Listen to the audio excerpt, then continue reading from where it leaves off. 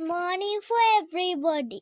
I am here to talk about a parrot and a farmer's story.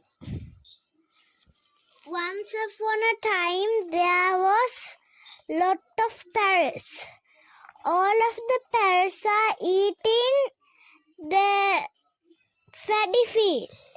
But one parrot is taking the paddy field from the farmer's garden. One day the farmer was very angry about that one parrot. So the farmer make a trap to catch the parrot.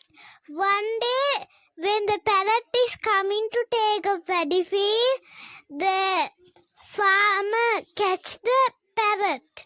After that, the farmer asked from the parrot, "Why are you taking my paddy field?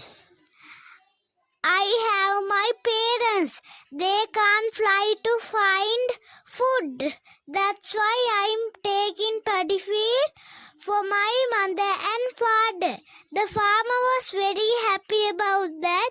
The farmer told, "I'm very kind of you. I'm going to love you. Always come early in the morning and take more as well as you want paddy field."